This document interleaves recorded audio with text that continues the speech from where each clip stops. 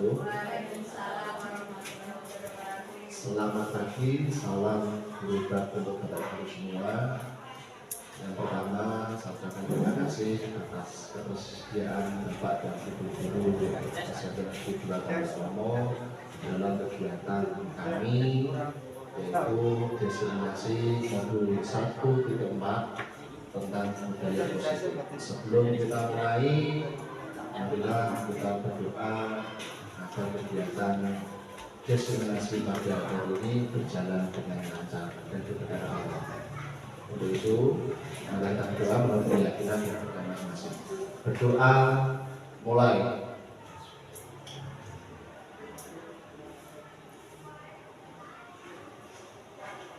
Berdoa selesai. Ya. Terima kasih. Untuk selanjutnya, ini kami akan destinasi atau pemaparan terkait budaya positif, di mana sebelum pada akhir modul 1.4 kami telah melalui modul 1.1, yaitu terkait pemikiran filosofi Ki Hajar Dewantara. Kemudian modul 1.2 terkait nilai dan peran guru penggerak, dan modul 1.3 visi tentang sekolah, ya, yang kemarin sudah kita pendalaman itu dengan Bapak Kepala dan Bapak pengajar praktek, di mana kita sudah menemukan. Dan pada modul 1.4 ini adalah keterkaitan dari semua modul 1.1, 1.2, dan 1.3 serta 1.4. Outputnya adalah budaya positif, dan nanti diharapkan pembelajaran berpihak kepada murid serta penguatan profil belajar Pancasila. Oke. Tapi pada kesempatan ini saya berkolaborasi dengan Bapak Bagianto SPD, karena kebetulan di SMP Negeri 2 Tangerang pada angkatan sedang ini ada 2 calon guru penggerak. Jadi kegiatan diseminasi nanti sifatnya adalah kolaborasi. Jadi nanti saya menyampaikan, kemudian akan dilengkapi atau kolaborasi dengan Bapak Bagianto SPD. Oke. Nah, nanti Bapak Ibu bisa menampilkan atau Musyawarah bisa melihat tampilan yang kami tampilkan di depan ini. Monggo.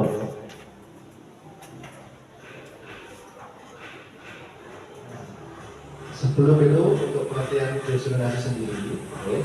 Diseminasi itu apa? Nah, monggo. Diseminasi yang menurut bahasa Kamus Besar, oke, itu KBBI, seperti yang dikutip dari SMK Stasiun 5 Diseminasi adalah penyebar luasan, ide, gagasan, dan sebagainya.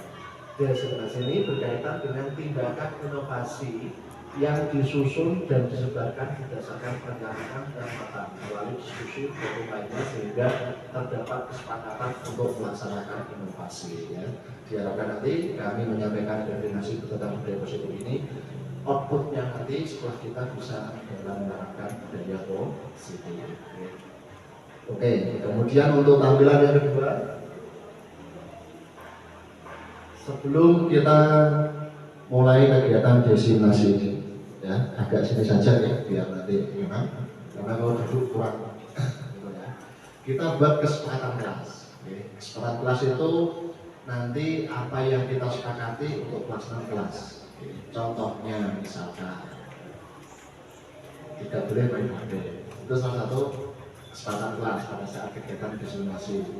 Yang kedua mungkin tidak boleh makan, itu kesepakatan kelas. Monggo kita sepakati kesepakatan kelas apa, atau mungkin kita tulis di sini ya, kesepakatan kelas.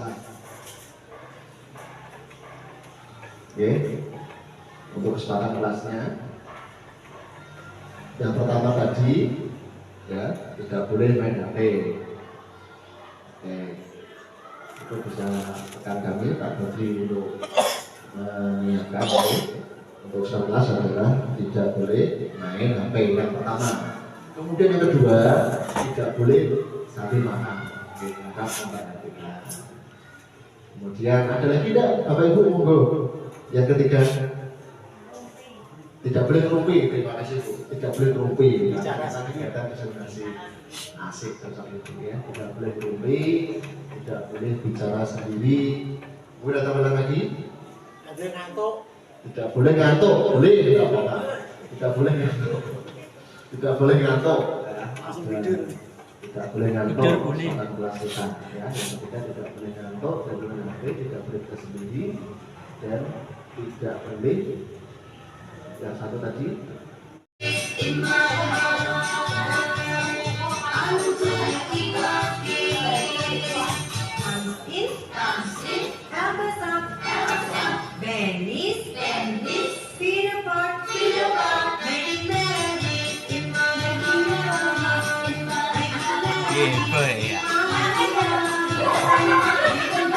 Pamin kaku, pamin.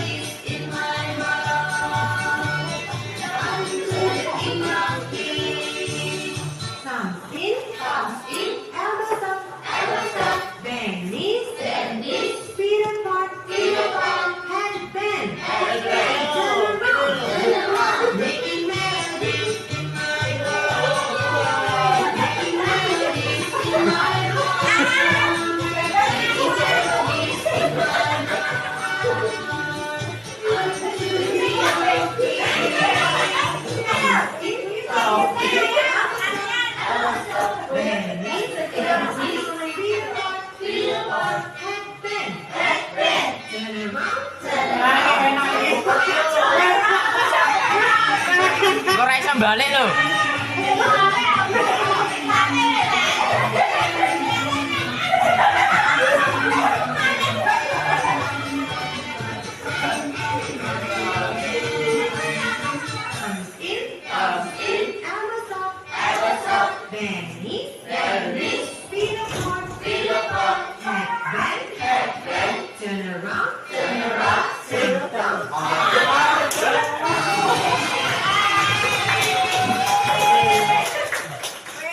Terima kasih Bapak Ibu, sangat energi sekali ya.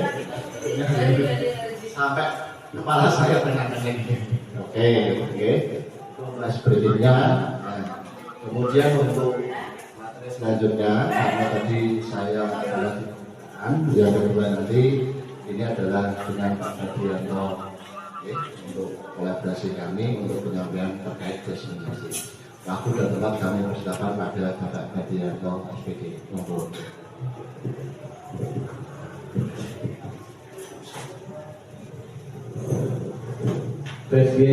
Selamat pagi Bapak Ibu. Selamat pagi. Terima kasih Bapak Ibu. Assalamualaikum warahmatullahi wabarakatuh. Oke, tadi kita sudah suket-suket ya. Pasti rasanya ilusi kan. Rasanya tengeng gitu, nggak apa-apa. Biar kita fresh lagi pikirannya. Oke, ini Bapak Ibu untuk materinya bisa dilihat di sini ya. Ini ada tabel of content atau materi yang kita siapkan hari ini. Yaitu meliputi pertama ada disiplin positif. Setelah itu ada nilai kebajikan. Nah, setelah itu ada kebutuhan dasar, ada motivasi perilaku. Setelah itu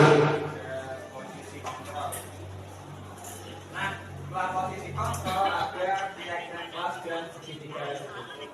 Jadi Bapak Ibu, kita pada kesempatan hari ini yaitu membahas tentang budaya positif. Budaya positif adalah kondisi di mana nanti kita memberikan kebiasaan dan pembiasaan yang mana nanti memberikan dampak positif terhadap murid, terhadap diri kita, terhadap warga sekolah dan terhadap sekolah itu sendiri. Nah, yang pertama ada disiplin positif. Next, Bu. Oke, disiplin positif adalah disiplin berasal dari kata disiplina yang artinya belajar. Disiplin mengacu pada disiplin diri yang memiliki tanggung jawab terhadap apa yang dilakukannya berdasarkan nilai-nilai yang diyakini. Disiplin positif merupakan salah satu cara menerapkan disiplin yang bertujuan untuk menumbuhkan kesadaran serta memberdayakan peserta didik tanpa imbalan, penghargaan, ancaman, atau hukuman. Nah, jadi gini Bapak Ibu, disiplin positif ini kita tekankan kepada keinginan dirinya sendiri bahwa dirinya ini membutuhkan disiplin positif ini. Kalau disiplin ini berdasarkan tadi hukuman, kalau nggak disiplin dihukum, kalau nggak disiplin nggak dapat hadiah, lah itu anak akan merasa terbebani dan disiplinnya itu akan cenderung tidak maksimal. Tapi misalnya disiplin ini atas kesadaran dirinya bahwa anak ini harus disiplin, anak membutuhkan rasa disiplin, nah maka di situ nanti anak tidak akan terbebani dan disiplinnya pun akan lebih maksimal. Gitu. Nah, di sini ada penekanan bahwa memberdayakan peserta didik tanpa imbalan penghargaan, ancaman ataupun hukuman. Ini sangat penting dan poin penting dari disiplin positifnya di sini. Next, lanjut, yaitu nilai kebajikan. Nah, Bapak Ibu, nilai kebajikan adalah nilai yang kita sepakati bersama, lepas dari suku, bangsa, agama, bahasa maupun latar belakangnya. Jadi gini, nilai kebajikan itu adalah suatu nilai yang mana kita yakini dan kita sepakati bersama. Kita sepakati bersama. Contohnya gini. Contohnya misalnya Bapak Ibu ketika ada murid terus dia lewat di depan kita, itu kalau dia lewat terus sambil petentang-petenteng itu menurut Bapak Ibu bagus apa tidak? Tidak, jelas Yang bagus kan seharusnya menyapa, senyum, salam, terus sambil jalannya menunduk, kan gitu karena yang muda etikanya harus menghormati yang lebih tua. Nah, ini disebut dengan nilai kebajikan. Nilai kebajikan ini tidak harus tertulis, tapi harus disepakati secara bersama. Kalau misalnya kayak tadi 3S itu kan tidak masuk dalam peraturan, tapi kalau ini menjadi sebuah kesepakatan, maka harus kita laksanakan. Nah, dasar dari nilai kebajikan adalah profil pelajar Pancasila, Bapak Ibu. Nah, profil pelajar Pancasila ini yang pertama adalah beriman dan bertakwa kepada Tuhan Yang Maha Esa dan berakhlak mulia, berkebinekaan global, gotong royong, mandiri, kreatif, dan bernalar kritis. Jadi ada 6 poin yang mana saat ini Bapak Ibu kita di era global. Kalau anak zaman sekarang kita menyebutnya anak milenial Anak milenial itu kalau misalnya pembelajarannya tidak berpikir dengan dasar profil pelajar Pancasila, maka anak akan ketinggalan. Dijamin itu. Kenapa? Karena kita lihat poin pertamanya dulu, yaitu beriman dan bertakwa pada Tuhan Yang Maha Esa dan berakhlak mulia. Anak jika tidak berakhlak, maka dia akan tertinggal. Tertinggal dari apa? Dari banyak hal. Karena anak yang tidak berakhlak, tidak santun, biasanya akan tersisihkan oleh lingkungan sosial. Setelah itu ada berkebinekaan global. Berkebinekaan global berarti adalah menerima seluruh elemen masyarakat tanpa membanding-bandingkan. Setelah itu ada gotong royong, saling membantu, mandiri, kreatif, dan bernalar kritis. Harapannya Bapak Ibu, anak-anak kita nanti ke depan memiliki 6 poin dasar dari profil pelajar Pancasila ini. Supaya apa? Supaya nanti bisa bersaing di lingkungan masyarakat. Nah, setelah itu ada keterampilan hidup, yaitu life skill. Yang pertama adalah dapat dipercaya, lurus hati, pendengar yang aktif, tidak merendahkan orang lain, dan memberikan yang terbaik dari dirinya. Jadi harapannya adalah dari nilai kebajikan ini, anak nanti akan memiliki nilai-nilai yang atau keterampilan yang nanti dibutuhkan dalam kehidupan bermasyarakat.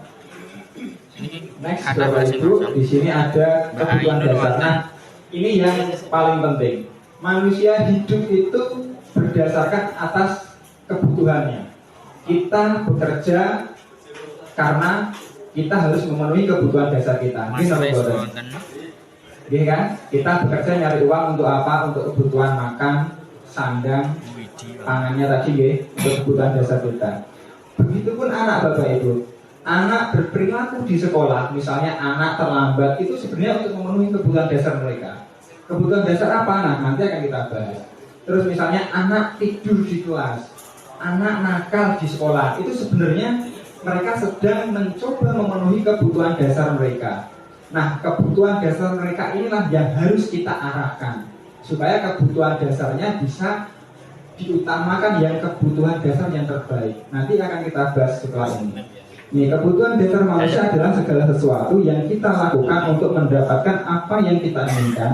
Seluruh tindakan yang kita lakukan memiliki tujuan tertentu, dan semua usaha terbaik yang kita lakukan adalah dalam rangka agar kebutuhan dasar kita terpenuhi dengan baik.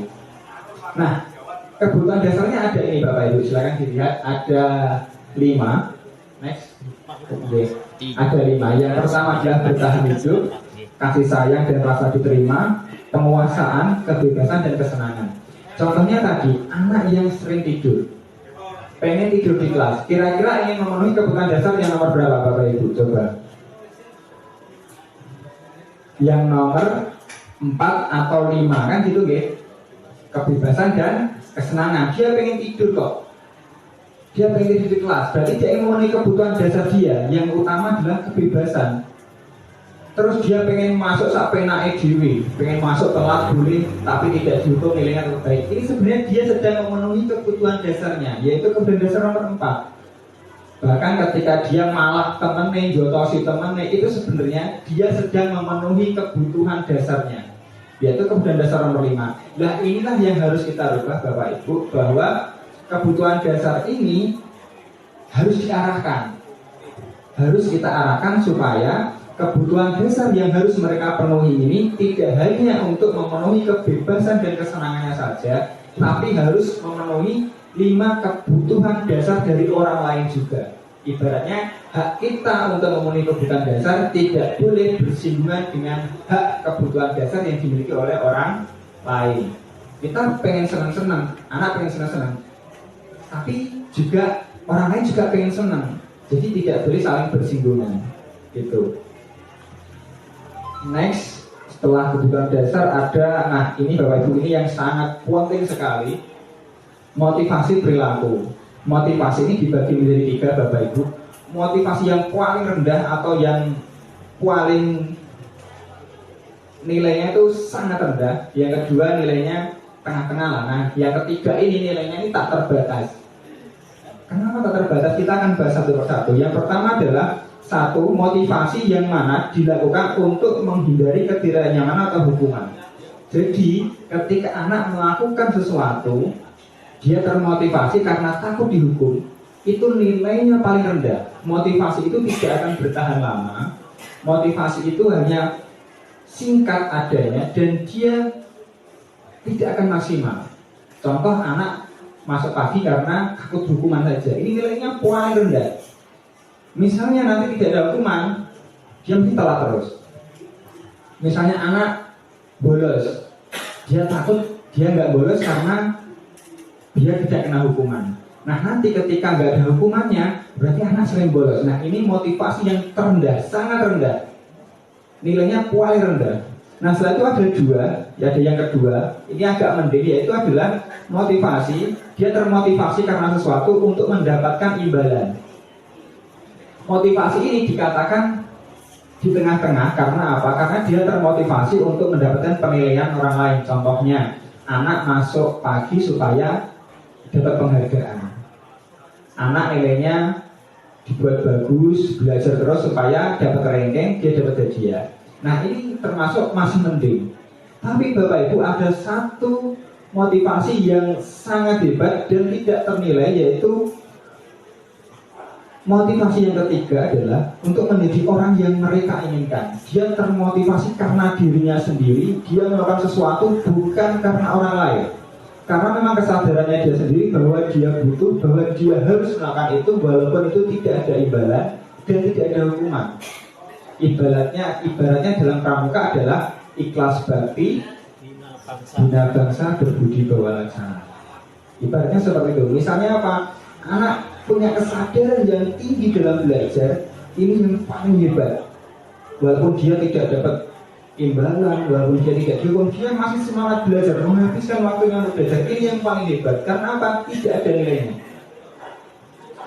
Ini tidak ternilai sama sekali. Ini termasuk motivasi yang paling hebat. Nah, poin ini adalah bagaimana yang menjadi PR adalah dalam poin ini bagaimana kita bisa membuat anak termotivasi dalam belajar, termotivasi datang ke sekolah tanpa paksaan, tanpa hukuman, dan tanpa imbalan. Ini yang jadi PR kita semua Bapak Ibu.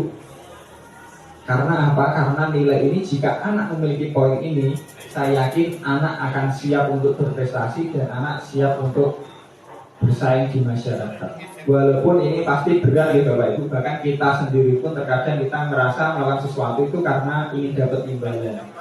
Jadi ini memang berat, tapi kita harus yakin bahwa kita bisa melakukan ini.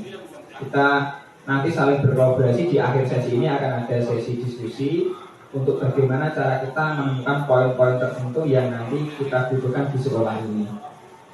Kemarin kita sudah membahas tentang visi sekolah bersama Bapak Ibu dan juga Bapak Wakil Kepala Sekolah dan juga Bapak Kepala Sekolah. Kita sudah membahas tentang visi sekolah. Nah, visi sekolah yang ada kemarin kita rumuskan sesuai dengan apa yang dibutuhkan anak. Nah, itu kemarin sudah kita susun dan nantinya visi sekolah itu akan turun menjadi prakarsa perubahan. Dari prakarsa perubahan nanti akan ada kegiatan-kegiatan atau momen-momen tertentu di mana kita akan menerapkan treatment-treatment untuk membentuk anak menjadi yang lebih baik. Nah, selanjutnya ada posisi kontrol. Nah, ini posisi kontrol ini adalah peran kita sebagai guru kepada murid. Kita seorang guru posisinya gimana? Nah, ini silakan Bapak Ibu nanti bercermin ya. Ketika di kelas ini Bapak Ibu nanti posisi kontrolnya gimana? Silakan boleh. Yang pertama, satu, guru sebagai penghukum. Ibaratnya ada masalah, tiba-tiba anak langsung dihukum. Misalnya anak gak bawa buku, wah langsung kamu setelah ini membersihkan toilet.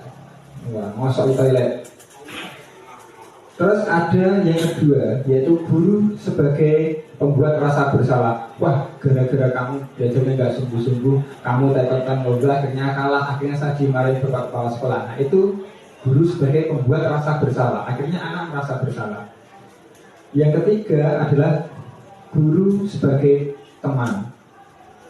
Dia terlalu dekat sama anak, akhirnya apa? Ya wis lah kayak salah ya gak apa-apa, nilaimu elek ya gak apa-apa. Nah, itu guru sebagai teman. Nah, selanjutnya yang keempat adalah guru sebagai pemantau. Di sini guru hanya melihat perkembangan anak. Setelah itu hanya melaksanakan tugas-tugasnya. Misalnya anak melanggar peraturan, dia hanya aturannya ini, kamu cukupnya sesuai ini, sudah. Tidak ada pengembangan lainnya. Dan yang paling hebat yaitu adalah guru sebagai manajer. Guru sebagai manajer di sini adalah guru nanti akan mengarahkan anak, membimbing anak, mengajak anak, berkolaborasi dengan anak dalam pembentukan karakter dan kebaikan anak sesuai dengan profil belajar Pancasila. Nah, ini yang paling hebat adalah posisi kontrol guru yang kelima. Kita flashback dulu ke Bapak Ibu ketika di kelas. Ketika ada masalah di kelas, ketika ada anak tidak mengerjakan PR, monggo kira-kira Bapak Ibu perannya di mana? Oh, ini ada murid namanya Brian misalnya, dia tidak mengerjakan PR-nya Bapak Ibu. Nah, coba dibayangkan, kira-kira dia Bapak Ibu posisi kontrolnya di mana? Nanti Bapak Ibu menghukumnya nanti Bapak Ibu membuat rasa bersalah untuk anak, atau mana? Direnungkan, dari 5 posisi kontrol ini, Bapak Ibu kira-kira posisinya di mana? Nah, untuk informasi bahwa memang Bapak Ibu, ini berat dan ini sulit. Saya kira saya pun masih belajar dalam tahap ini bahwa posisi kontrol kita rata-rata adalah sebagai penghukum. Anak nggak mengerjakan PR langsung kita hukum. Anak terlambat masuk kelas kita langsung kita hukum. Bener apa salah? Bener ya?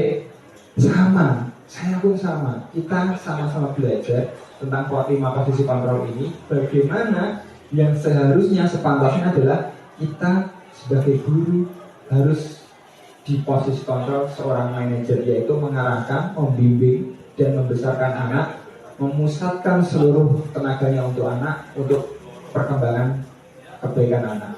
Nanti setelah ini di akhir akan ada restriktif 3 restitusi. Itu nanti adalah bagaimana posisi Bapak Ibu menyelesaikan sebuah masalah tanpa menghakimi anak dan tanpa membuat masalah baru. Nanti akan dijelaskan sama Bapak Nurpolis. Dalam segitiga restitusi ini nanti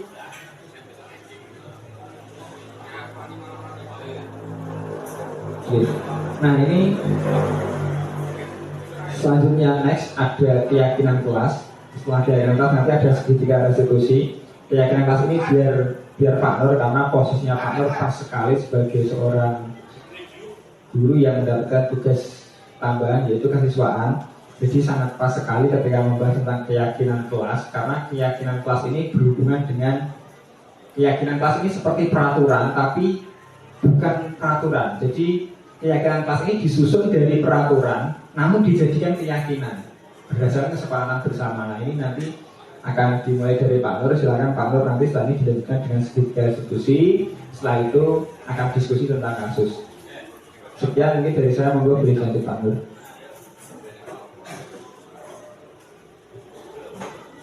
Terima kasih waktu yang diberikan oleh rekan kami, Bapak Ibu Direktur Bagian tersebut. Kita lanjutkan Bapak Ibu pada kesempatan ini. Tadi banyak sekali materi disampaikan oleh Pak Adriano dari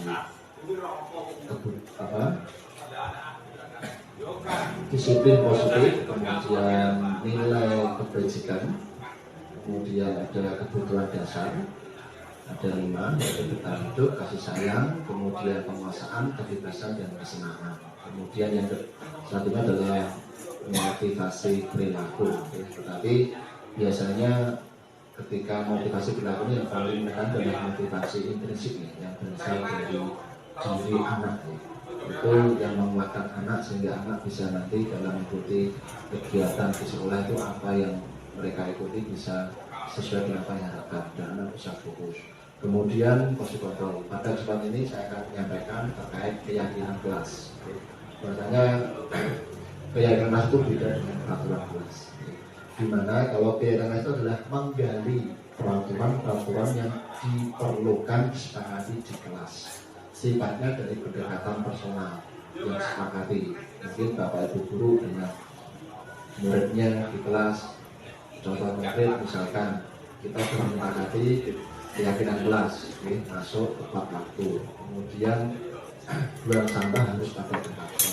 Itu nanti bisa anak dan guru bisa menerapkan dalam komunikasi di kelas. Kemudian yang kedua adalah mengubah peraturan menjadi kalimat yang lebih positif.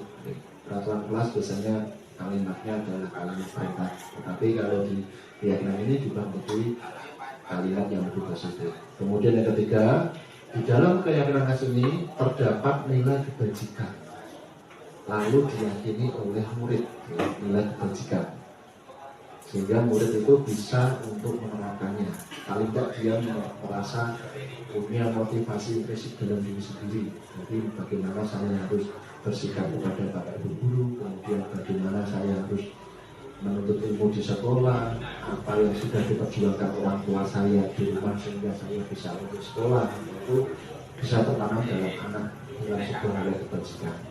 Kemudian yang keempat adalah menggali perilaku yang mencerminkan dan tidak mencerminkan yang kelas. Jadi perilaku yang mencerminkan apa itu nanti anak murid kita yang ada di kelas dengan kita itu disepakati. Kemudian yang kelima dalam kelas adalah memperdalam peran guru dan murid, di mana di awal modul ini sudah kita singgung di awal tadi.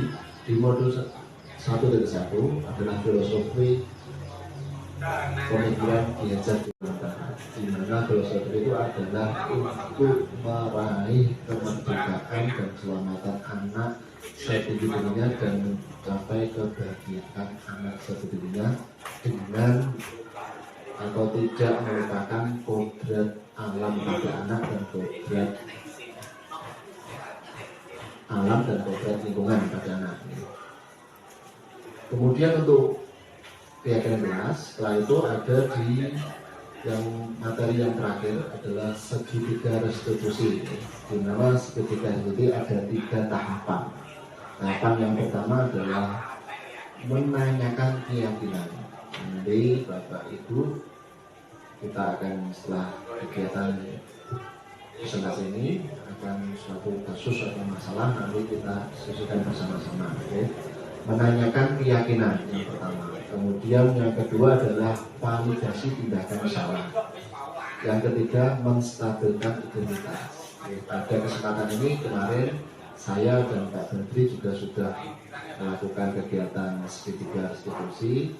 Tepatnya kami ambil permasalahan yang pertama itu adalah membuang sampah pada tempatnya. Di mana dalam konteks itu tanpa sengaja anak itu karena cuaca juga lagi panas, jalur tisu terus buang sampah tidak pada tempatnya. Kemudian langkah yang pertama adalah saya menanyakan keyakinan pada anak. Anak itu bagaimana, apa yang kamu lakukan, kamu ingat bahwa perbuatan kamu itu untuk menanyakan. Kemudian validasi tindakan yang salah. Karena saya tanya juga, betul tidak tindakan yang kamu lakukan? Padahal di sebelah kamu ada tempat sampah. Terus anak menjawab, iya Pak, sama maaf, saya kelupaan karena suhu sudah panas, jadi saya langsung membuang sampah begitu saja. Kemudian yang ketiga adalah menstabilkan identitas, di mana anak kemudian saya tanya, kamu sudah tahu keyakinan kelas yang kita buat? Iya Pak, keyakinannya adalah membuang sampah harus pada tempatnya. Nah itu salah satu contoh kegiatan pada segitiga restitusi, di mana untuk slide selanjutnya, Mbak, segitiga restitusi itu adalah proses menciptakan kondisi bagi peserta didik atau murid untuk memperbaiki kesalahan mereka sehingga mereka bisa kembali pada kelompok mereka dengan karakter yang kuat. Harapannya adalah karakter yang positif sehingga nanti pokoknya adalah budaya positif yang ada di sekolah. Tentunya budaya positif itu harus pada output project profil pelajar Pancasila. Itulah presentasi dari kami, saya dan Pak Badrianto. Pada kesempatan ini nanti kita akan langsung pada sesi tanya jawab dulu. Monggo dari Bapak Ibu, adakah yang perlu kita diskusikan, tanyakan, ataupun kalau tidak ada nanti tanggapan bagaimana kegiatan diskusi, silakan. Tidak apa-apa, tidak bisa dijawab. Tanggapan menambahi, monggo akan kami terima karena itu juga suatu kegiatan yang untuk perbaikan kami di selanjutnya, sehingga nanti apa yang kami dapatkan dari ini kami diskusikan dengan rekan kami sesama pemuda, kemudian dengan pengajar praktik dan Bapak fasilitator, sehingga nanti kami bisa evaluasi diri untuk ke arah perbaikan diri yang tentunya dengan kompetisi kami yang lebih baik. Monggo Bapak Ibu, mungkin ada tanggapan atau kita jawab, silakan apa-apa. Oke, Bu Murni, monggo Bu Murni untuk kamera. Monggo Bu Murni.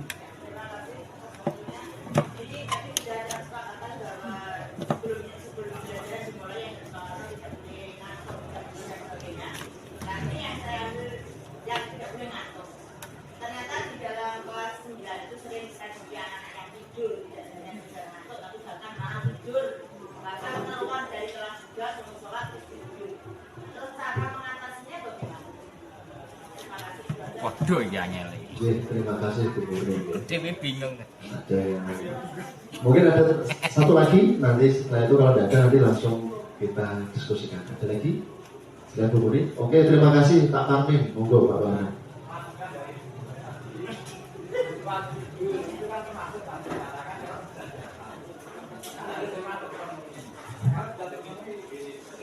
Karena aturan sekolahan yang tidak boleh diketahui kesepakatan, padahal itu juga langsung bertentangan dengan aturan.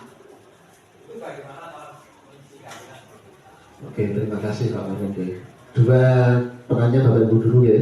Untuk yang pertama Bu Murni adalah kesepakatan kelas yang ada karena siswa tertidur ya. Ya kebetulan itu juga sama aja di sana Bu. Memang anaknya ketika saya masuk tuh sudah tidur.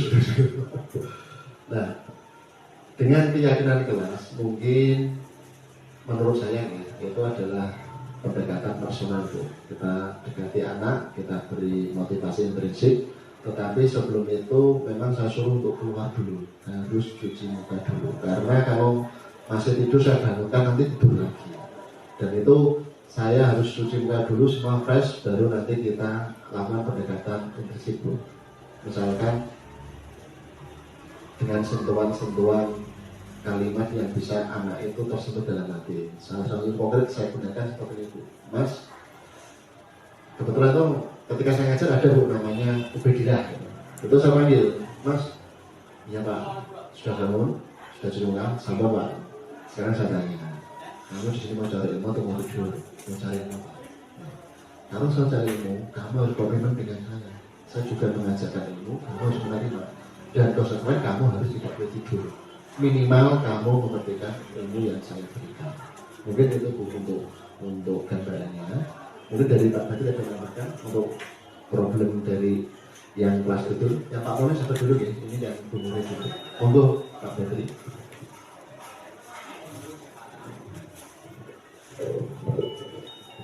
Terima kasih kepada Ibu Dr. Anda Sri Murni Widodo, sekaligus nanti menjawab dari pertanyaan Bapak Suparmin. Oke Ibu, ini kan ada kasus anak sering tidur nih, dan ini memang menjadi problematika kita selama ini karena anak ini punya permasalahan di pondoknya juga gitu, karena di pondok terlalu banyak kegiatan dan sebagainya alasannya si anak.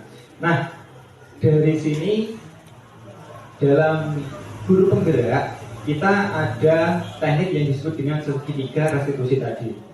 Dalam segitiga restitusi kita langkahnya yang pertama adalah kita mau memposisikan diri kita di mana dulu. Kita balik dulu. Sebelum kita masuk ke segitiga restitusi, kita balik dulu. Kita mau sebagai penghukum, mau sebagai pembuat rasa bersalah, atau mau sebagai pemantau, sebagai teman, atau sebagai manajer dulu. Bapak Ibu milih dulu 5 posisi kontrol ini. Misalnya, oh saya mau sebagai penghukum, tinggal dihukum saja. Dihukum. Tapi kan ini tidak tepat, karena apa? Hukuman akan membentuk rasa bersalah kepada anak. Kita pilih dulu dari 5 posisi kontrol yang paling bagus dan paling ideal yang diharapkan, walaupun kita belum bisa, apalagi saya belum bisa melakukannya secara maksimal, yang diharapkan oleh pemerintah. Kita sebagai manajer, kalau posisi kontrol ini kita sebagai manajer, maka kita akan melihat, karena kita sebagai manajer, kita akan melihat dulu ini kebutuhan dasar dia apa dulu.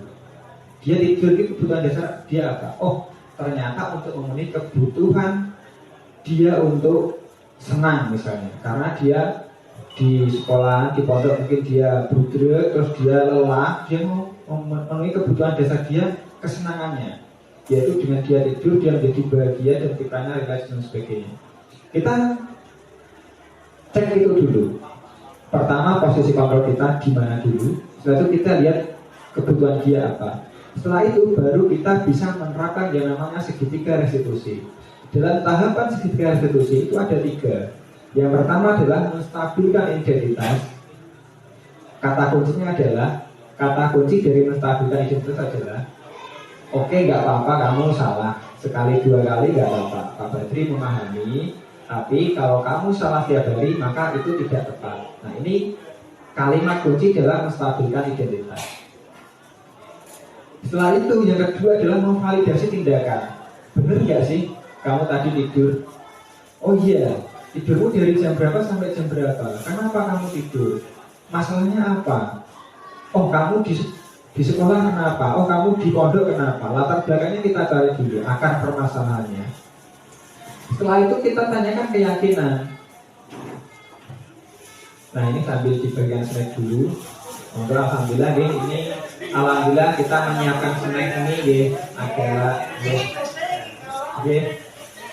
kita tadi dengan Pak Nur untuk teman-teman kita sediakan snack, monggo bisa sambil dinikmati dulu, dibagian dulu. Pun di situ dulu, nggak apa-apa.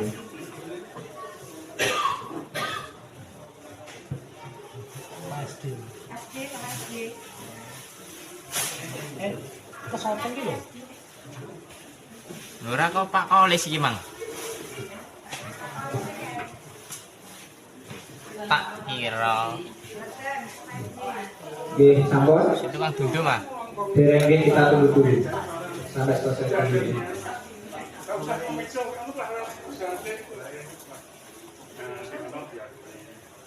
Iki ono lho.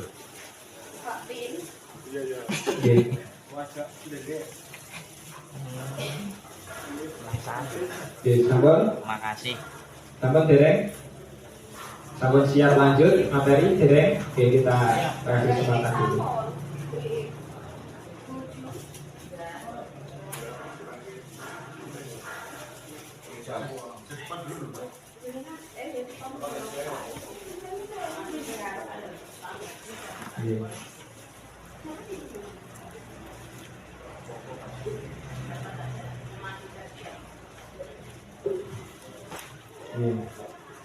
Sampun nggih, next nggih, lanjut. Sampun siap? Foto snack kudune suaranya banter no. Nggih, next, lanjut nggih. Nggih. Nah, saya ulangi Bapak Ibu bahwa teknik yang bisa kita terapkan adalah yang disebut dengan segitiga restitusi. Dari segitiga restitusi ini tujuannya adalah untuk mengembalikan anak yang bermasalah supaya dia bisa kembali ke kelompoknya dengan nilai positif. Jadi kita tidak menghancurkan mental si anak, kita tidak menghancurkan psikologis anak. Jadi anak nanti ketika dia kembali ke kelasnya, dia sudah dalam posisi siap dan diterima oleh kelompoknya. Nah, dalam segitiga restitusi ini Bapak Ibu, yang pertama adalah menstabilkan identitas. Dalam menstabilkan identitas ini adalah kata kuncinya adalah, contoh kata kuncinya adalah, oke, salah tidur itu nggak masalah, salah sekali dua kali itu nggak apa-apa, tapi jangan dilakukan setiap hari karena itu nanti bisa bermasalah dalam jangka panjang buat kamu. Nah itu salah satu kalimat contoh dalam menstabilkan identitas. Yang kedua ada memvalidasi tindakan. Dalam validasi tindakan ini kita adalah melihat gambaran anak salahnya di mana, benar tidak, latar belakang permasalahannya apa. Contoh, anak tidur. Oh iya, anak tidur dari pagi ketika jam kita, tiba-tiba langsung kita marahin tanpa kita tahu latar belakangnya apa. Ternyata latar belakangnya, misalnya anaknya ini ternyata damping ibunya di rumah sakit, gimana? Apakah itu tidak bisa kita toleransikan? Harus kita toleransi juga, misalnya seperti itu kasusnya. Nah, setelah kita ketahui kasusnya ternyata dia di pondok dan banyak sekali anak pondok yang setiap sekolah tidur, kita cari tahu dulu, kamu di pondok ngapain? Di pondok ternyata cuma main HP dan sebagainya. Nah, ini perlu tindakan yang lebih lanjut. Tindakan yang lebih lanjut yaitu menanyakan keyakinan. Tapi sebelum itu Bapak Ibu akan saya berikan contoh. Dulu mungkin Bapak Ibu masih ingat kelas 8C namanya siapa dulu ya? Saya kok lupa. Yang nggak pernah masuk mau kita keluarkan, ternyata dia nggak masuk karena bapak ibunya nggak bisa kerja, protein berendung budi. Itu namanya siapa Bu? Kita kualifikasi dunia nggak salah dulu. Iya ya, 8C waktu itu. bapaknya tuh perutnya buncit karena liver, masih inget gak? Reno ya misalnya. Dan kan gitu, perutnya buncit, gak bisa kerja, ibunya juga apa dulu sakit apa ya? Pokoknya gak bisa jalan, gak bisa apa. Dia punya adik kecil-kecil, dia gak pernah masuk karena waktu itu kerja konveksi untuk mencukupi kebutuhannya. Padahal hasil kesepakatan rapat ketika itu adalah anak tidak dinaikkan dan dikeluarkan. Waktu itu saya masih ingat sekali ketika rapat di kelas.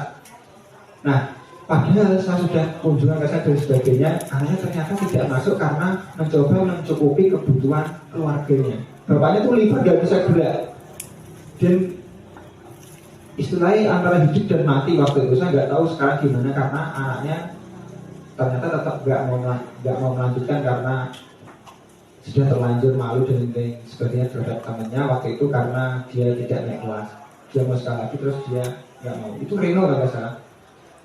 Itu bapaknya kena liver, buncit perutnya, ibunya itu nggak bisa kerja, nggak bisa gerak, dua-duanya tidur di kamar. Punya adik kecil-kecil masih TK waktu itu. Nah, ini kan penting latar belakang masalahnya. Kita validasi dulu tindakannya, kebenaran tindakan ini saya latar belakangnya. Kita cari tahu dulu sebelum kita mengambil tindakan. Nah, setelah itu ada yang namanya menanyakan keyakinan. Mas, kenapa kamu tidur? Dalam peraturan kita boleh nggak tidur? Nah, kan nggak boleh kalau jam pelajaran, nanti kalau jam istirahat tidur. Nah, ini keyakinan. Keyakinan kelas ini harus segera kita sepakati, harus segera kita buat supaya nanti ketika dalam pelaksanaannya ada anak yang melanggar keyakinan kelas, kita bisa mengarahkan. Jadi keyakinan kelas ini biasanya dibentuk ketika awal pembelajaran awal pembelajaran semester 1. Jadi sebelum pembelajaran sudah kita buat dulu keyakinan kelas. Setelah itu misalnya ada anak yang melanggar, kita bisa menanyakan keyakinan ini dan menguatkan keyakinan yang sudah ada. Nah, harapannya apa? Memang dalam menangani kasus itu tidak mudah Bapak Ibu, karena setiap kasus itu punya latar belakangnya masing-masing dan karakter anak masing-masing. Memang dalam penerapan segitiga restitusi ini tidak bisa langsung berhasil, butuh proses. Tapi semuanya tergantung kepada kita mau di posisi kontrol yang mana. Mungkin itu untuk tambahan jawaban dari Pak Nur tadi, saya hanya menambahkan. Nah, ini bisa dilanjutkan sama Pak Nur Kaulis. Mungkin briefing sebentar Pak, biar tidak tegang. Bapak Ibu boleh berdiri sebentar. Oke. Kita joget-joget lagi ya. Oke, silakan. Kita itu baru makan snack. Nanti misalnya habis boleh ambil lagi, masih banyak di sana sama Pak Pur.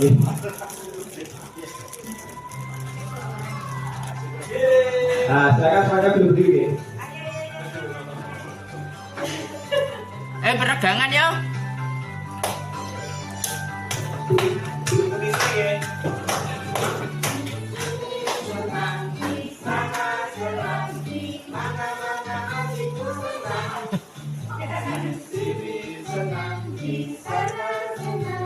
Pak C saya paling juga Pak C.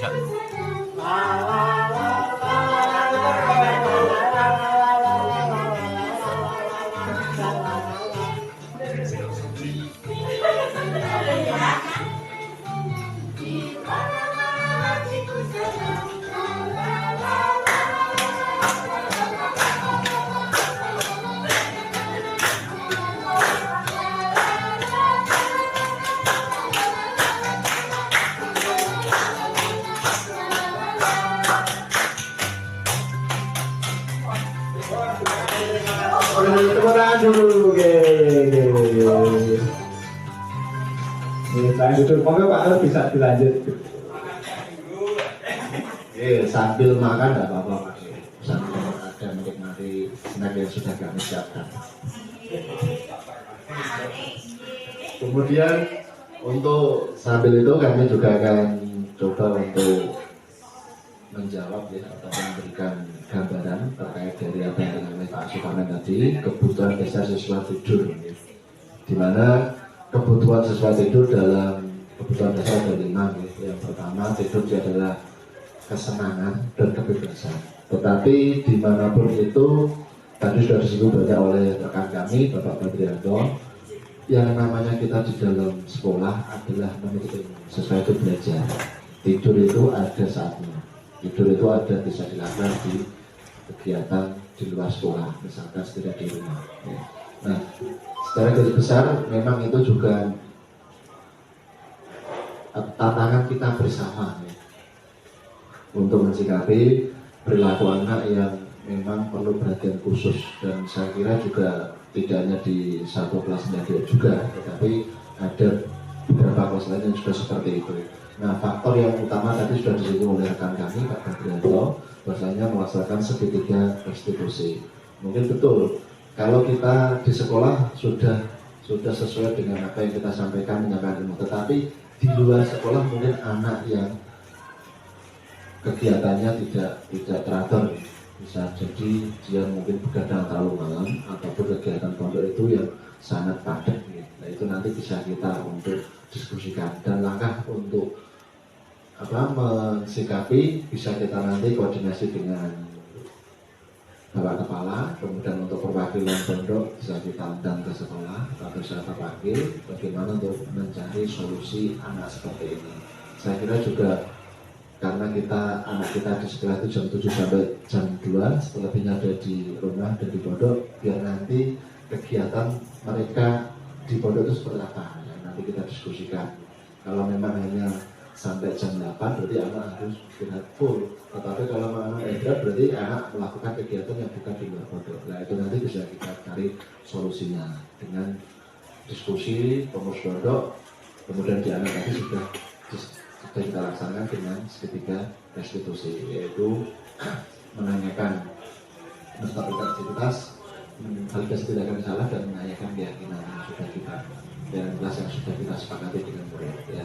Mungkin gambarannya itu dari kami, Pak Parmen dan Bu Murni, ya. Kemudian ada tanggapan lagi Pak, monggo kita lebih enak kita sambil nyantai tapi diskusi. Oke, terima kasih.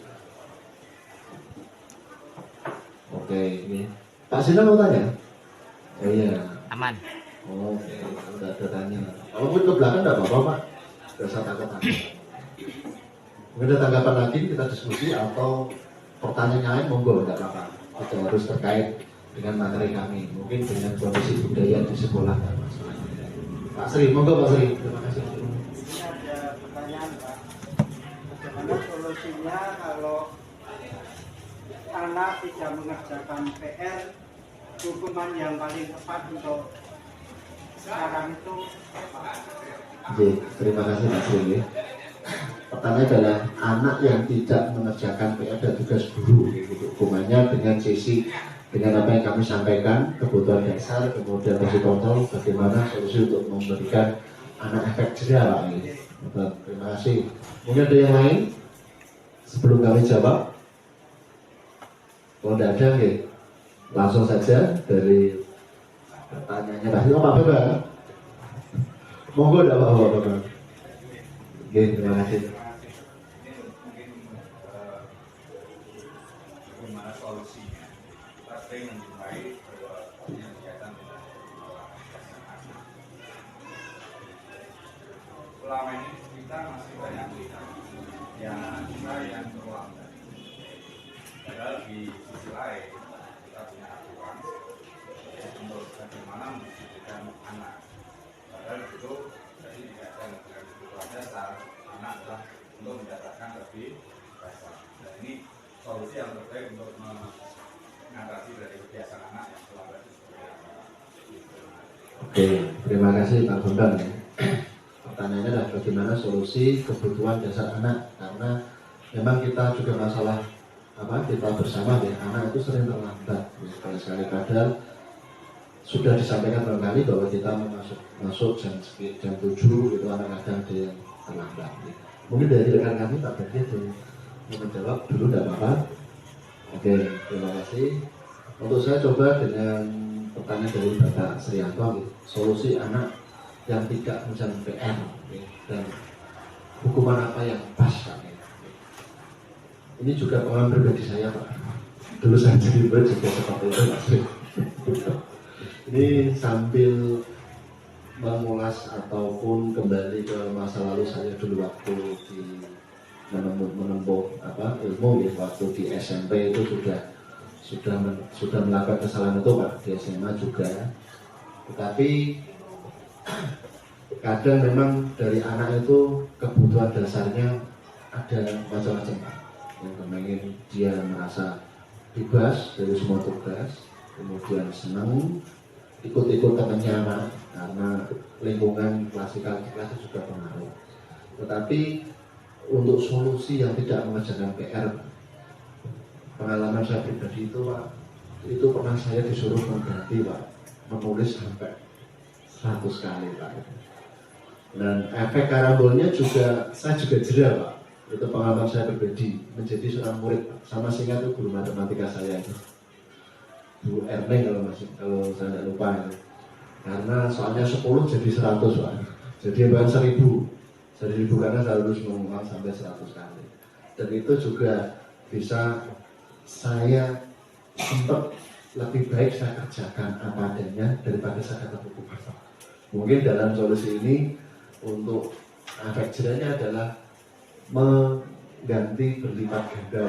Itu pengalaman saya pribadi Pak. Tetapi kalau saya pribadi sendiri bagi anak yang tidak mengerjakan tugas, sama Pak. Kemarin juga saya coba itu sebagai hutang. Misalkan tugas pada subbab 1 itu belum selesai, kamu tetap hutang saya. Dan nanti di akhir semester sebelum kamu mengikuti penilaian akhir semester, kalau sekarang adalah ASAP, itu anak-anak tugasnya saya minta dan saya berikan waktu full sehari setelah jam pelajaran saya tunggu di sekolah untuk minta izin orang tua mengerjakan tugas di sekolah.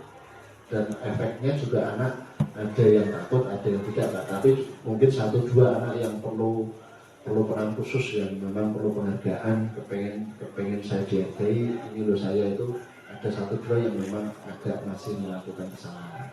Mungkin gambaran saya itu Pak, itu tapi ada rekan kami Pak Dodi bisa menambahkan terkait anak yang tidak mengerjakan PR dan tugas dan efek apa yang, hukuman apa yang bisa membuat mereka jelas. Monggo Pak Dodi. Terima kasih. Ya, terima kasih kepada Bapak Trianto atas pertanyaannya. Solusi anak tidak mengerjakan PR dan tugas guru, bagaimana solusinya? Sebenarnya solusi setiap anak itu masing-masing Bapak Ibu, tapi harus kita ketahui bahwa ada yang namanya hukuman, tapi ada yang namanya konsekuensi. Hukuman diberikan ketika anak melanggar sesuatu, tapi sifatnya tidak membangun anak dan tanpa kesepakatan bersama. Sedangkan konsekuensi itu sifatnya adalah mengembalikan anak. Kita kasih hukuman, tapi yang sifatnya membangun anak dan mengembalikan anak supaya nanti anak bisa kembali ke kelompoknya tanpa rasa bersalah. Kadang kan kita misalnya anak tidak mengerjakan PR, kita hukum push up, kita hukum dengan cara mempermalukan si anak. Jadi anak nanti tidak siap kembali ke kelompoknya. Itu disebut dengan hukuman.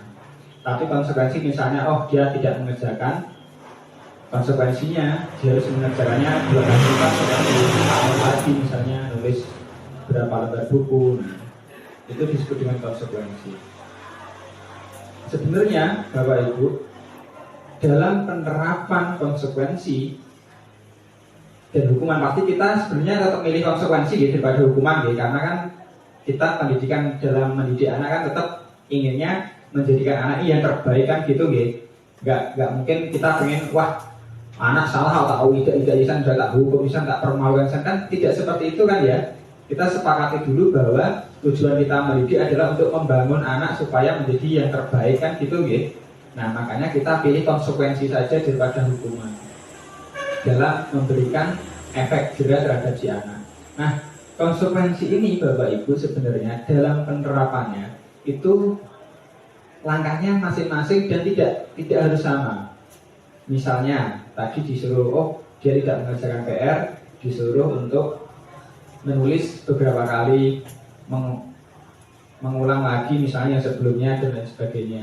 Kalau enggak misalnya nilainya dikurangi sedikit, itu konsekuensi. Konsekuensi ini harus didukung oleh motivasi Bapak Ibu. motivasi tadi kan ada 3. Yang pertama tadi apa? Motivasi karena hukuman. Yang kedua, motivasi karena penghargaan. Dan yang ketiga, motivasi atas kesadaran dirinya sendiri atau motivasi intrinsik. Nah, dalam memberikan konsekuensi ini, kita harus membangkitkan motivasinya dulu. Jangan diberikan konsekuensi dulu kalau motivasinya belum kita bangkitkan. Memang susah, karena konsekuensinya tidak harus hari itu Pak, karena pelajaran nanti berlanjut. Kelas itu kan klasikal Pak. Kalau memang nunggu anak itu juga hak untuk anak itu mendapatkan apa yang materi atau pelajaran dari itu juga akan tidak didapatkan. Otomatis nanti tanggungannya bisa dikumpulkan di hari berikutnya Pak. Gambarannya seperti itu untuk konsekuensinya Pak. Oke, terima kasih Pak Sri. Mungkin Pak Parmen tadi yang tanggapannya? Ya, monggo Pak Parmen. Oke. Dikatakan bahwa sanksi adalah merupakan satu tindakan yang paling rendah. Tapi kenyataannya saya kan dulu lah kawan. Tapi kenyataannya setelah anak itu salah satu sanksi itu hak jam dan sebagainya. Pada waktu SMP. Dan SMA mungkin juga anak itu bagus atau mungkin anak itu dapat sanksi itu seperti itu. Ternyata setelah lulus dia masuk ke angkatan Pak. Itu setelah ketemu dengan saya, itu tak terima kasih Pak. Saya dulu pernah disuruh seperti ini sehingga saya seperti ini. Itu Pak. Terus dan masuk angkatan diterima. Jadi ngomong saya langsung itu sakit kerja tapi kan efeknya Ya, terima kasih. Sanksi itu artinya tidak harus lunak terus, tapi kelas juga harus terus. Oke, terima kasih Pak Parmen. Ya, memang betul Pak, itu ada salah satu contoh murid kita Pak. Memang kemarin juga ketika saya depan rumah itu sedang cuci motor Pak Parmen, pakai kaos dalam, koloran biasa. Anaknya baru pendidikan, bukan pendidikan, sudah pendidikan dan tempatnya di Kalimantan, itu sudah jadi tentara. Itu langsung rumah dengan saya. Dan saya pun mau tidak mau harus membalas rumah, walaupun dengan pakaian, mohon maaf, kaos singlet sama katok kolor. Ya, itu masih memakai seragam lengkap sebagai tentara nasional Indonesia. Itu sebagai tentara. Saya masih ingat juga, ya memang betul Pak Parmen, tidak semua konsekuensi hukuman fisik itu membawa efek yang negatif, tidak. Tetapi memang kebutuhan anak, motivasi intrinsik yang anak didapatkan, itulah nanti yang akan membawa anak besok ke kehidupannya seperti apa. Itu Pak Parmen ya, untuk konsekuensi fisik. Dan saya pribadi juga pengalaman saya Pak, memang saya juga ketika dulu fisik juga senang Pak waktu SMA, karena cita-citanya jadi tentara sama polisi. Tetapi karena orang tua yang tidak membolehkan, ada saat situasi itu terjadi perang Poso dan perang Aceh Gam. Jadi ketika saya daftar, otomatis langsung ditugaskan. Nah, orang tua yang tidak ridho di sana, akhirnya bapak harus jadi guru seperti itu. Dan dulu juga gitu Pak Parmen. Kalau saya dukung besar paling senang Pak. 1 menit itu bisa 40 kali. Saya masih ingat Pak, namanya Pak Muhari. Sekarang menjadi guru SMK Negeri 1 Rembang. Guru IPA fisika saya. Ketika dihukum itu saya senang sekali karena saya gunakan untuk mengecek fisika. Itu motivasi dari saya karena bagi saya adalah proses mencari ilmu ada di sekolah. Outputnya nanti ketika saya setelah sekolah itu jadi apa? Nah, itu. Mungkin itu Pak Parmen ya. Mungkin jadi Pak Badri. Oh, ada pertanyaan kedua ya, karena juga waktu juga berjalan. Mungkin tinggal sedikit. Ini coba biar Pak Bambang juga terjawab juga. Bagaimana solusi kebutuhan dasar anak yang anak terlambat Pak? Solusinya untuk saya pribadi Pak, kita melakukan apa yang disampaikan oleh Pak Bandero tadi, melakukan segitiga institusi dengan pendekatan personal pada anak. Bagaimana anak yang pertama adalah menstabilkan prioritas anak. Kita tanya anak, kita panggil. Kalau hanya sekali mungkin ada faktor X yang menyebabkan terlambat. Bisa ban kesiangan atau ban bocor, ataupun memang anak itu melakukan kegiatan sesuatu seperti yang dilakukan Pak Budi tadi, bahwa salah satu murid kita pernah dia tidak masuk, ternyata bapak ibunya sakit dan dia harus belajar untuk menghidupi dirinya sendiri karena orang tuanya juga sakit. Kemudian kalau anak masih tetap telat, berarti memang anak itu sendiri yang memang perlu penanganan khusus, dan kami nanti solusinya akan koordinasi Pak dengan guru BK dan juga Pak Badrianto guru BK bagaimana solusi untuk menangani anak itu. Apakah anak itu yang telat nanti kita suruh pulang, yang pertama. Yang kedua, yang telat kita berikan arahan, konsekuensi, ataupun nanti bisa contoh dari Pak Pamin tadi kita terapkan, karena contoh kegiatan hukuman dari konsekuensi, hukuman dari Pak Pamin berikan juga membawa berkah untuk anak kita. Beberapa anak kita juga sudah ada di tentara dan di polisi, alhamdulillah juga itu Pak. Kita perlu bersyukur ya. Tidak hanya menjadi rumah tangga, tetapi juga ada yang abdi negara. Ya. Kemudian kalau memang itu masih dulu lagi, bisa nanti kita memanggil orang tua anak. Ya. Karena bagaimanapun juga anak di sini untuk menuntut ilmu, orang tua memberikan pada kita, orang itu juga perlu tahu perkembangan anak, bagaimana anak itu, bagaimana anak sudah beranak atau belum. Nah, kadang beberapa problematika Pak yang saya temui itu ketika ada anak terlambat, saya tanya, Bapak Ibu membangun kamu enggak? Tidak, Bapak Ibu sudah pergi kerja. Dan ini juga orang tua tahu, semata-mata juga bukan orang tua bahwa yang penting anak kita siapin sarapan, uang saku, terus kerja enggak. Tetapi orang tua juga perlu kontrol anak, bagaimana anak itu harus bangun, kemudian dia menyiapkan diri ke sekolah. Ya, paling tidak setidaknya tahu anak sudah berangkat. Mungkin gambarnya itu Pak, tetapi kelihatannya ini dari rekan kami Pak Badrianto siap untuk menambahkan Pak. Mungkin Pak Badri, waktu dan tempat kami persilakan. Oke, saya tambah sedikit untuk Bapak Ibu tadi ada yang lupa, yaitu ada dari pembelajaran kami di modul 1.4, yaitu ada miskonsepsi teori kontrol. Ini kelupaan, kelewatan, dan ini mungkin harus saya bacakan. Yang pertama yaitu ilusi bahwa guru bisa mengontrol murid. Itu hanya ilusi, bahwa kita bisa sepenuhnya mengendalikan murid. Itu ternyata hanya ilusi. Karena sebenarnya anak itu punya pola pikir sendiri, punya cara berpikir sendiri, dia malu hidup, dan dia bisa berpikir dengan caranya sendiri, menentukan pilihannya sendiri. Maka sebenarnya ilusi bahwa kita bisa mengontrol murid secara 100%. Itu hanya ilusi. Selanjutnya adalah ilusi bahwa semua penguatan positif itu efektif. Bahwa misalnya pendekatan yang kita gunakan semuanya berguna untuk semua anak, itu sebenarnya hanya ilusi. Setiap anak punya caranya masing-masing, pendekatannya masing-masing. Bahkan satu teori yang sama tidak bisa kita terapkan di anak yang lain. Mungkin anak lain harus menggunakan teori yang berbeda. Dan selanjutnya, ilusi bahwa kritik membuat orang merasa bersalah dan menguatkan karakter. Jadi sebenarnya kita dengan cara memarah-marahi anak, kritik anak, kamu kok gini, itu membentuk anak menjadi hebat, itu sebenarnya hanya ilusi. Itu sebenarnya nggak ada gitu. Ini menurut materi dari modul 1.4. Dan yang selanjutnya bahwa ilusi bahwa orang dewasa berhak memaksa. Oh, kita guru berhak memaksa anak. Anak harus 100% taat sama kita, harus nurut sama kita. Itu sebenarnya hanya ilusi.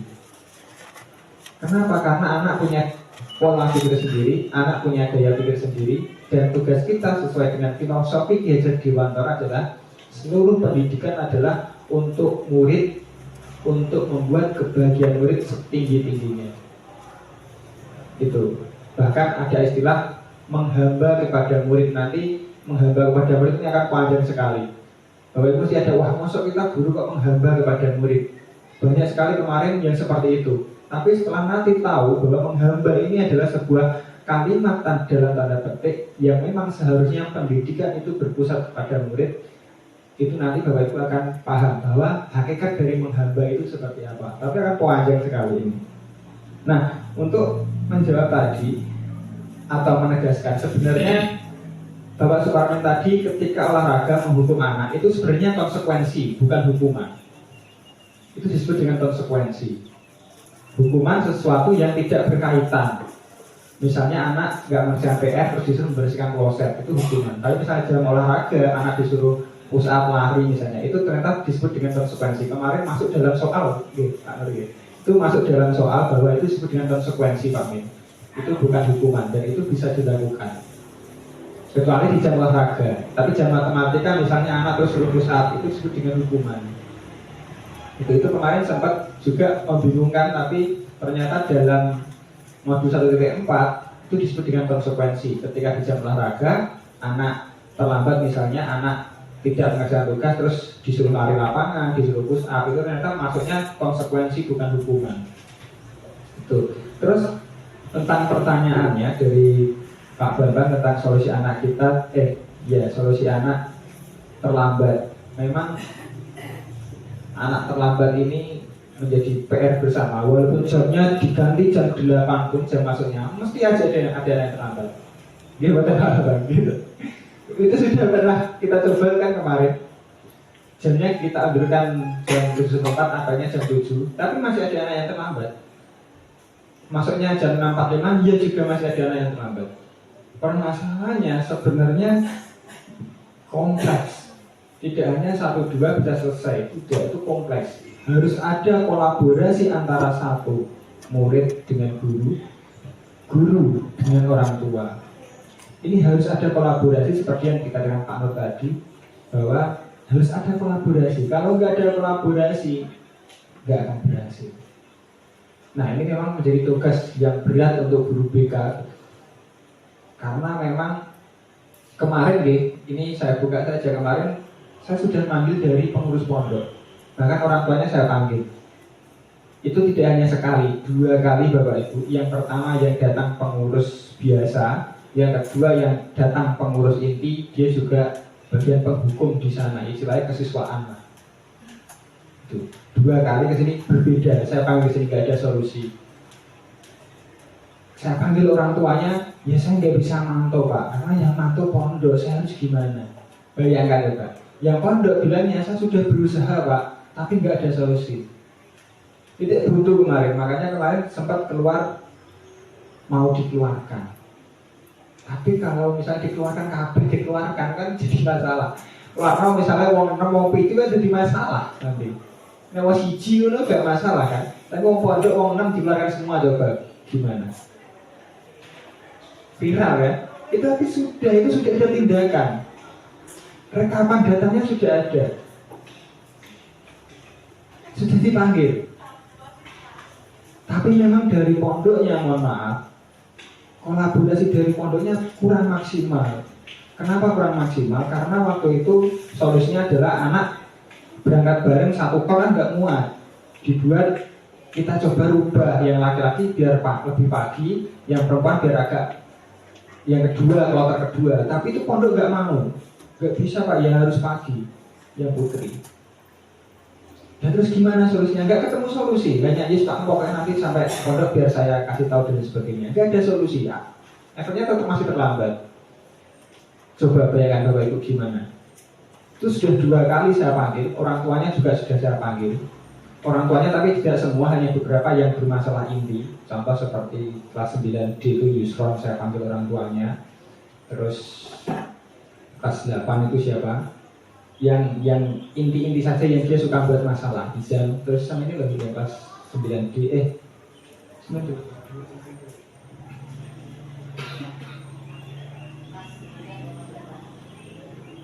kelas 9 ini.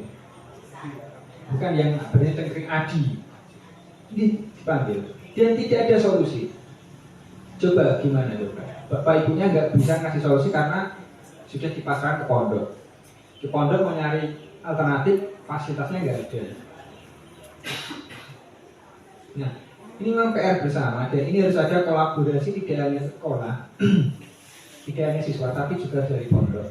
Nah, mungkin mengharap kehadiran gurunya ke sekretariat. Sekali lagi mengharap kehadiran Bu Rina ke sekretariat. Terima kasih. Nah, mungkin kita kapan-kapan bisa coba diskusikan ini lagi secara bersama dan tidak hanya dari kita. kita, tapi juga ada dari pihak pondok, ada bapak kepala sekolah, ada orang tua, ada kita, mungkin bisa carikan alternatif seperti apa.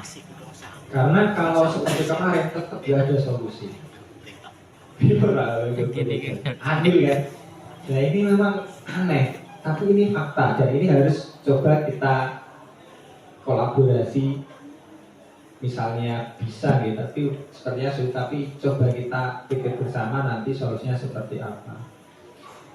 Dan memang Bapak Ibu, tadi sedikit gambaran ada anak yang berhasil tadi, muridnya Pak Min, muridnya Pak Nur yang jadi tentara. Saya dulu ketika SMA pun sama Bapak Ibu. Nilai saya jelek SMA. Saya bahkan masih ingat ketika saya kelas 3 diginikan sama Budian namanya, guru matematika juga kuat itu. Saya dibilangin gini, kowe sampe dadi apa to kowe? Gak bakal dadi wong. Digituan saya masih ingat. Setelah itu saya jualan kompor, sales kompor, saya bawa kompor ke sekolah, enggak malu sama dia, saya datang ke sekolah, saya jualan kompor. Nah, dihina sama Budian lagi ketemu, dihina waktu itu, dikatain, iya tapi karena dadi apa. Tapi karena keinginan yang kuat dan karena rezeki itu sudah ada yang mengatur, saya nabung Bapak Ibu. 3 tahun jualan kompor saya tabung dapat 7 juta, saya gunakan untuk mendaftar kuliah di UTP, Universitas Teras Pembangunan Solo. Silakan Bapak Ibu anaknya kalau mau kuliah di sana. Masih. Saya kuliah di sana ambil jurusan, nggak tahu jurusannya apa, asal belok ambil penting pengen kuliah.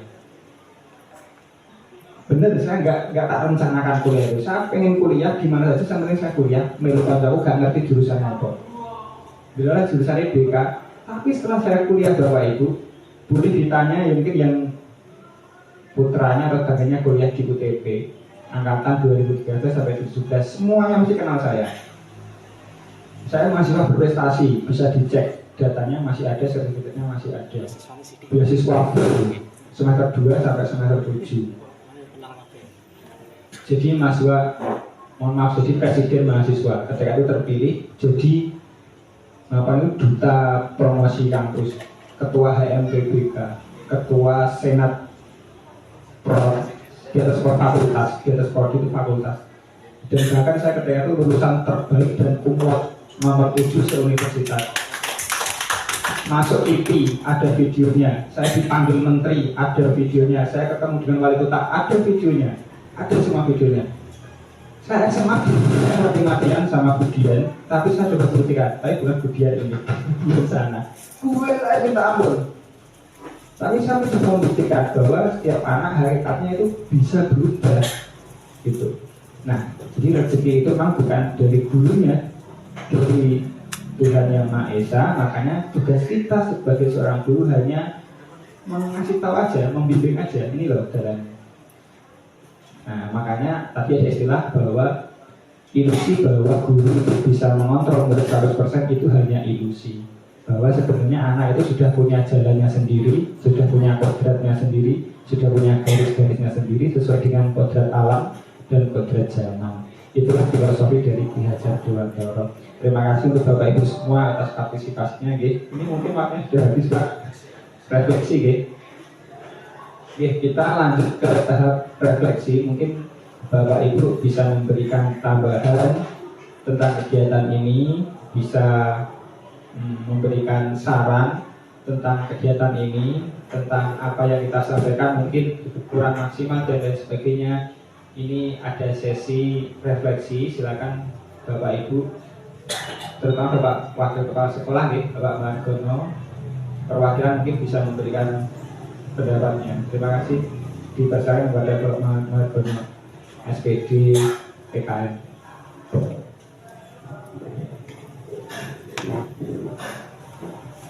Terima kasih waktunya. Assalamualaikum warahmatullahi wabarakatuh. Beberapa kalimat yang mungkin bisa saya sampaikan untuk memberikan refleksi pada kegiatan pagi ini. Seharusnya memang kita sebagai bidik sudah sadar sejak awal bahwa tanggung jawab kita adalah membentuk karakter generasi yang diharapkan oleh bangsa dan negara ini. Tapi pada saat perjalanan membentuk karakter itu memang banyak gangguan yang seperti saya sampaikan tadi, kenakalan anak, kemudian kekhilafan anak, dan juga karena zaman yang mempengaruhi, zaman pergaulan yang mempengaruhi karakter anak juga. Tapi itu harus kita sadari. Kalau kita tidak menyadari akan jadi sebuah beban. Nah, pada saat kita sudah menyadari, maka itu nanti akan menjadi tugas yang tidak terlalu berat. Memang itulah yang kita hadapi. Itulah nanti yang kita bentuk. Nah, itu yang mungkin bisa saya sampaikan pada refleksi kali ini. Mungkin bisa tambahkan dengan yang lain. Assalamualaikum warahmatullahi wabarakatuh. Waalaikumsalam warahmatullahi wabarakatuh. Kita kasih tepuk tangan sebentar ya untuk Pak.